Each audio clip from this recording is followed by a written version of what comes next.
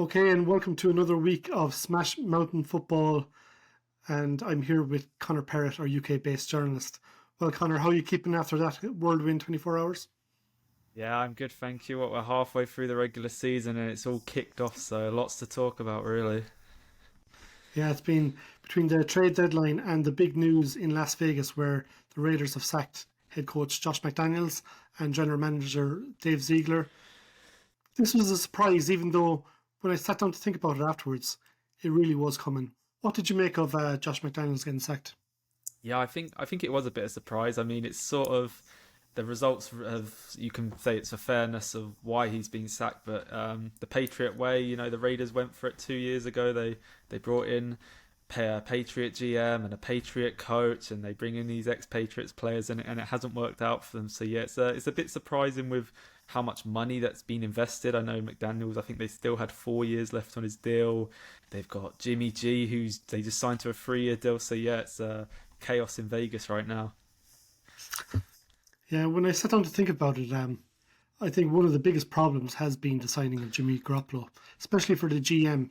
When they signed him to a free agent contract, he had a knee injury that he had to get looked at, and it took him a while before he was actually on the Las Vegas books. I think if they cut him today, they'll still owe him 12 or 11.5 million for next season, and almost 11.5 million if he's still on the roster by March, the first week of March. So I think it's very, very likely Jimmy G has possibly started his last game in the NFL. And on Monday against the Lions, he really was terrible, wasn't he? Yeah, I mean the D line was causing a lot of pressure for him, and by the end of the game, he just looked he was had no confidence. He was dropping back, knowing that he was probably going to get pressured, hit, or sacked, and yeah, he really was struggling. Yeah, he seemed very indecisive all night, and he was missing open receivers. I mean, he had two or three throws to Devante Adams that could have resulted in touchdowns or big plays. On third downs, he was missing Josh Jacobs, and as you said in the last quarter, when the Lions pass rush opened up, he just was waiting to be hit. I think they clocked 6 sacks on him, most of them coming in the fourth quarter. What do you think it's the end of Jimmy G? I think that's a big call, like you said there. I mean, I'm not too sure. Obviously, I think it's come out that he's actually going to be benched now. Rookie Aiden O'Connor is going to take the starting job for Vegas. So he's got 3 years left on that deal. I mean, I don't know. They probably take a lot of dead cap to cut him, and I can't see him staying much longer because it was a very Josh McDaniels signing to bring in a former Patriot guy to roll the offense. So you have to see he is being, like I say, very injured. He had that injury in pre-season, and then he's just been banged up all regular season with these injuries coming back. So maybe a year out, if he does sit out the year for his own health, he could find a job next season with a desperate team. But yeah, it's certainly not looking like a promising future anymore to when he was that Brady backup. Yeah, and he was always kind of banged up in San Francisco before he came to Las Vegas as well. Mm. I think one of the biggest problems with him is his movement. Like, he doesn't really move that well in the pocket. He doesn't move well outside the pocket. And when he doesn't get time to really pick out receivers, he doesn't have that real threat with his legs. He's not that very accurate as a quarterback, in my opinion. I've long been a critic of him, even when he was in San Francisco. So I'm not surprised really that it's going to come to this. When the Las Vegas Raiders signed him in the last off season, I didn't think it was a good move. I'll be interested to see what Aidan O'Connell. Aidan O'Connell has really a lot of pressure coming into the next game, considering he's made one appearance in the NFL this season and he got sacked 7 times. So it's a tough place to, I think, begin against the New York Giants on Sunday, especially with their defensive line kind of going well in the last 2 weeks. In terms of Vegas overall, in terms of their GM, uh, Dave Ziegler getting sacked, what do you think the biggest mistakes he has made in the last few years?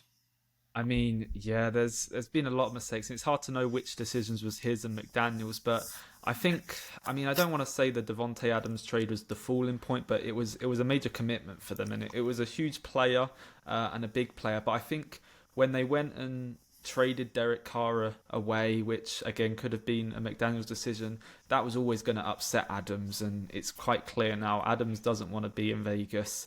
So you can't invest all that money, all that draft capital for this player, and one of his biggest reasons was Derek Carr, to then, in less than a year later, get rid of that whole friendship for him. So I think really that little partnership there, splitting Carr and Adams, was never really going to go up from there, in my opinion.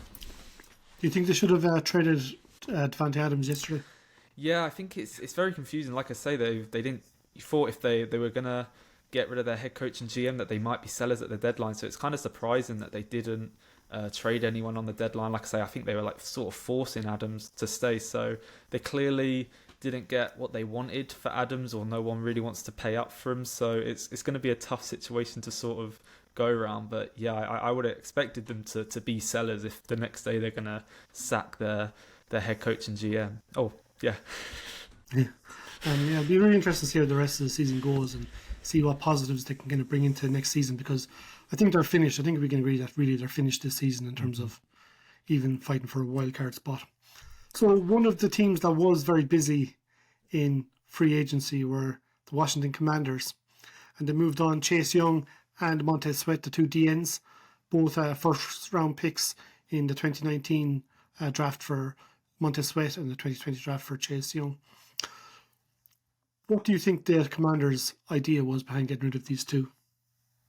Yeah, I mean, it was an interesting decision. Obviously, you're gonna have strong opinions on it, being a Commanders fans, and I think it was like you say, an interesting move. They're a team that just lost to the Eagles, so the record's not looking strong, and they've gone out and sold two guys that looked like they were on expiring contracts, and they clearly probably didn't have a lot of confidence re-signing maybe. But I think for the Bears' point of view, I'm not too hot on it, just because I think obviously the second round, I'm very surprised Sweat went more for Chase Young. I don't know if that is really, do you think the value's fair there, being a Commanders? Well, I was delighted when I saw the Commanders getting a second round pick for Montez Sweat. Chase Young, especially when that second round pick is going to be, if the season finished today, it would be the 35th pick in next year's draft. Chase Young going for, which would be approximately the 100th pick, because I think it's a third round compensatory pick. I thought that was bad value for Washington. I think Chase Young, he's got 5 sacks in 7 games, but he's been out. He's really missed 2 years with that injury he got in at the tail end of his rookie season. He missed the whole following second year. He came back in the third year and wasn't really that good. And he's only really been kind of hitting form since he made his debut in week 2 this season. He's 24 years old, so he has the best part of his career ahead of him. But I think if you look at Josh Harris and his ownership of the Philadelphia 76ers, when he took over, he kind of blew up the team and kind of failed and picked up draft capital. And he kind of called it the process in basketball. He says, we're going to follow this process, which is a lot harder to do in the NFL because you have 53 men in a roster and, you've 11 men on offense and defense starting every week. But I think he's going to follow the same pattern in terms of trying to get as much draft capital as you can and just rebuild the team.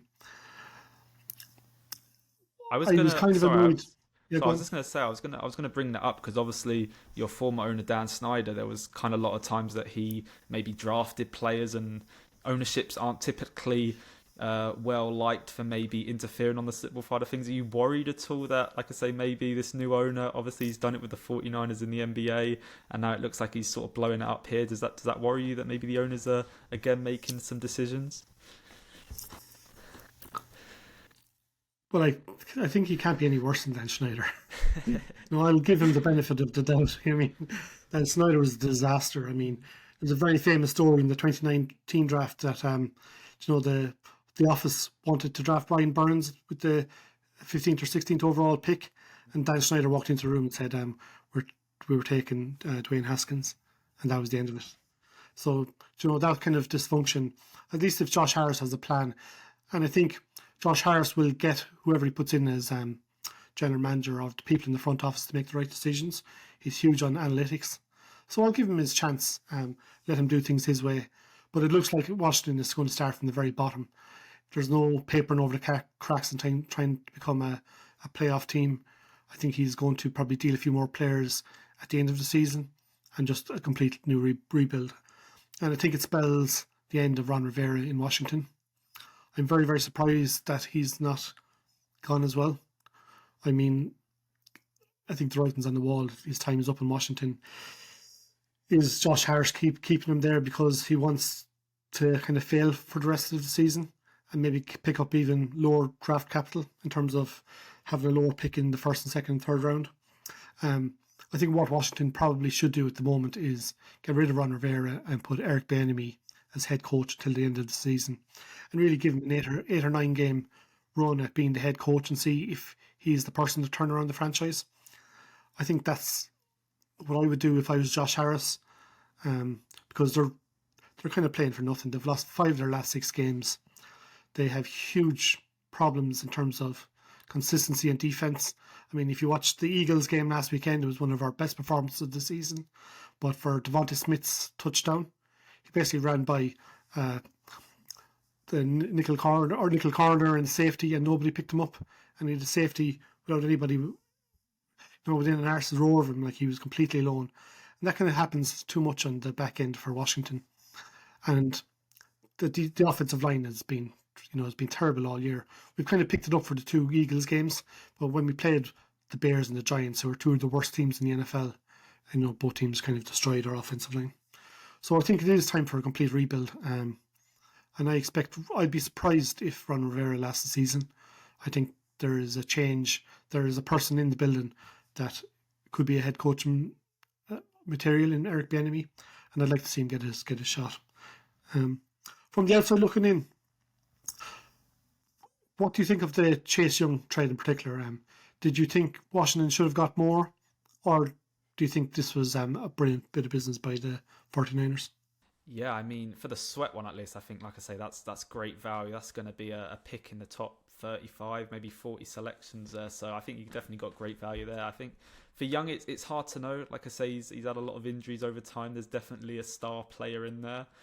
So going for a low third is quite surprising. But I also, like I say, teams aren't going to want to pay premium for a guy that's got an expiry contract with injury issues. So it's a bit surprising. Like I said, I think you did great on one end and then maybe not so great on the other. But collecting picks I don't think is ever a bad thing. And I love day 2 picks, and you've got another 2 there to go along with your own picks. If you are gonna maybe try and press the reset button, you're gonna have good draft picks, and hopefully you got the right people in management to sort of turn things around, because we've spoken about it a lot. Sam Howell, he looks like a good quarterback. There's a lot of playmakers in the receiving game and the running back position for Commanders. So I think you just got to really work on those trenches and obviously the secondaries, and you can fight maybe in the NFC East.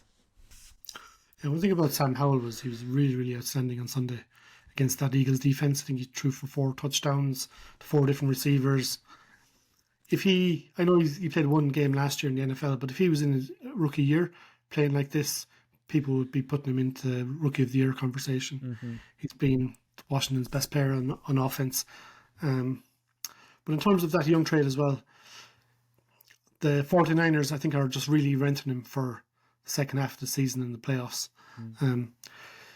Chase Young is going to be looking for $20+ million contract a year, and the 49ers probably don't have the cap space really to kind of put him on a long-term contract.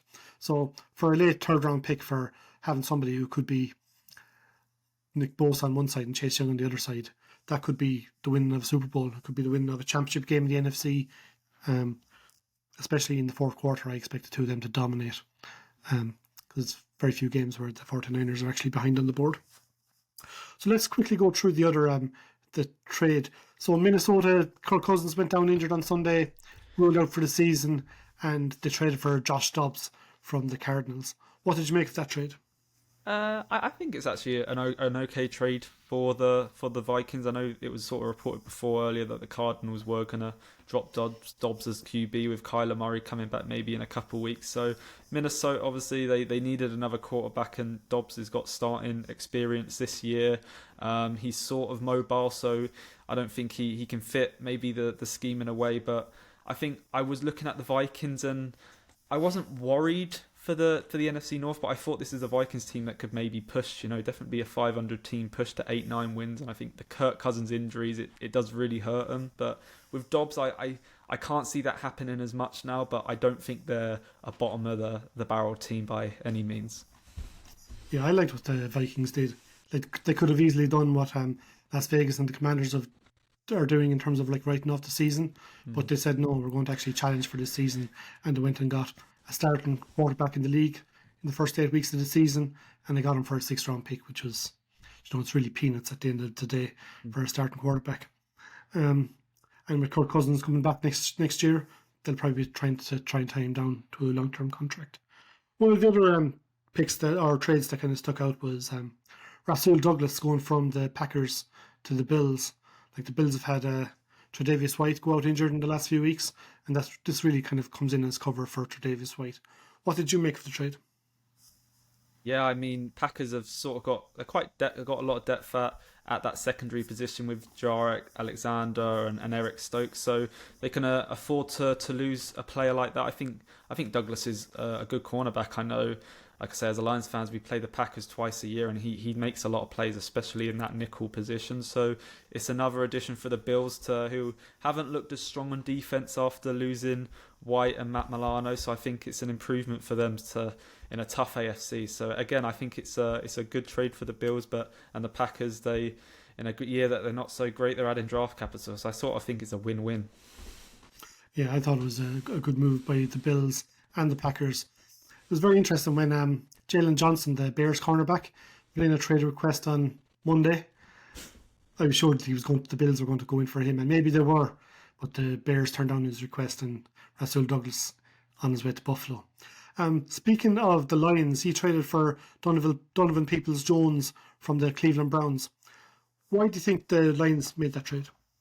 I think it's a trade really where receiver we haven't got any injuries right now, but there's not too much depth there, and I think that's what Donovan Peoples-Jones is really going to have. We just had Marvin Jones last week. He actually left the team due to personal reasons, so he was kind of our wide receiver 4 there, and so losing him, we needed another guy, and I think Jameson Williams, if he had sort of hit the ground running after his suspension, I don't think we would make a move like this, but he has struggled at times, and he's shown that it's going to take some time to develop still, so I think obviously Amon-Ra is going to be your main star there, but I quite like the addition. I know he had a great year last year with the Browns. He had 800 odd yards for 50 catches, and I think this year he's had no production, but he's actually been the wide receiver for the Browns that's had the most amount of snaps. So he's been playing a lot. He's from the Detroit area, went to Michigan. He can block well, and I think he really fits our scheme nice in that wide receiver X, which we don't have a lot of depth at all. Yeah, and he kind of gives you that threat down the field as well. Are you worried at all with Jameson Williams? He seems to have quite a few drops in the few games he's played this season. Yeah, I mean, at the beginning, he got a lot of stick on his character, and a lot of people weren't happy with his character. I'm not worried at all about his character. I think that gets overplayed a lot. I think he loves football, and you can tell just watching media with him and the way he speaks. I'm completely happy with that. But yeah, I think his catching has been a bit worrying. I knew he had another bad drop against the Raiders, and it feels like every week he is having 1, 2, 3 really, really bad drops. So I think it's obviously just gonna take a bit of time at the end of the day, and I think you don't really want that from a 12th overall pick that you were traded up for. You want immediate impact, and there's been none of that. So I'm not worried about the long term, if I'm being honest, because I think his character's there, and I believe that he can be a quality wide receiver, especially with all his speed. But definitely for the short term, it is a bit worrying. But that's why we've gone and got Donovan Peoples-Jones to add more steady, reliable receivers around him, so that Williams can get up to speed slower. Yeah, I thought it was a nice little pickup by the Lions.